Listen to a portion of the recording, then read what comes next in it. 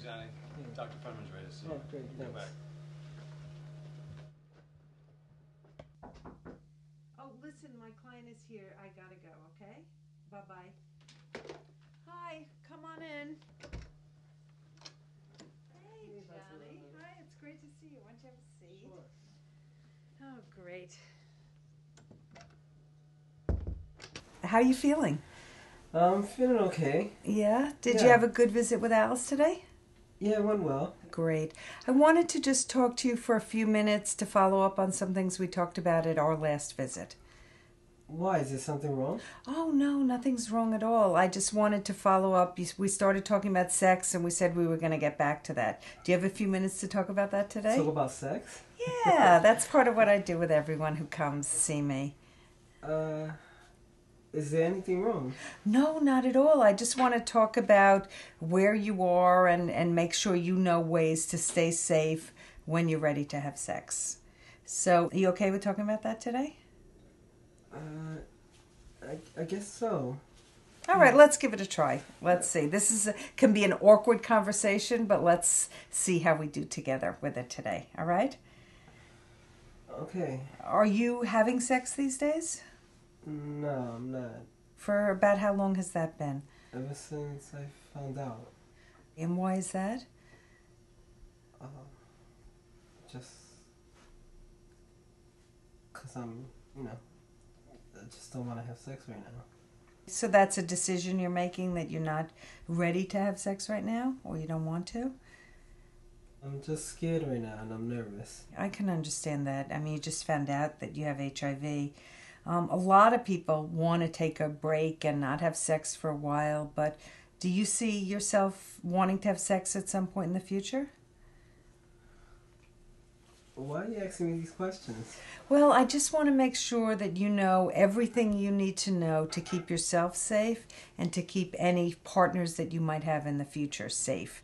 I'm not saying this just for you. I would say this to anyone who came to me. Are you willing to talk about this with me?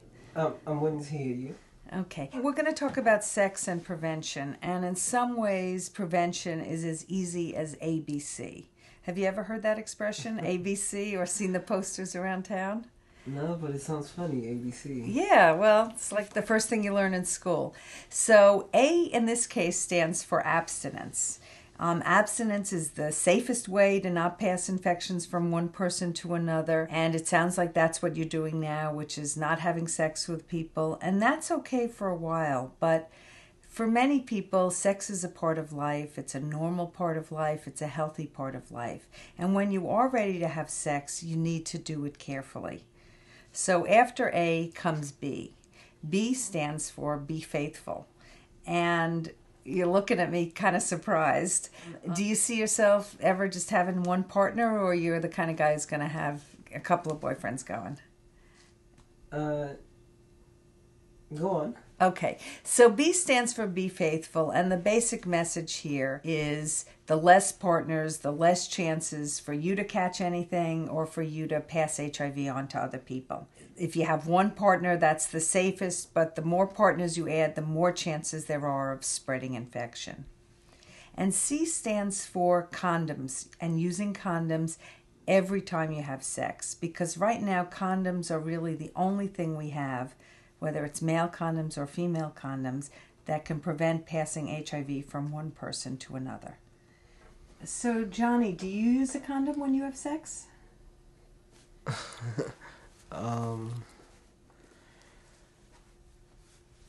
This is really hard stuff to talk about. Some people don't ever use a condom, and some people use it all the time. So do you use it never, sometimes, or always? No, I don't use a condom. Okay. Why not? Because I don't have to use a condom. There's a lot of reasons people feel they don't have to use a condom. What are your reasons? Because I'm a bottom. Just so I make sure I'm understanding you, what do you mean when you say you're a bottom? Well, somebody's on top of me. And plus, I already have HIV, so I don't have to use a condom. Johnny, you just told me two important reasons why you're not using condom. The first is because you're a bottom, you don't have to worry about catching anything.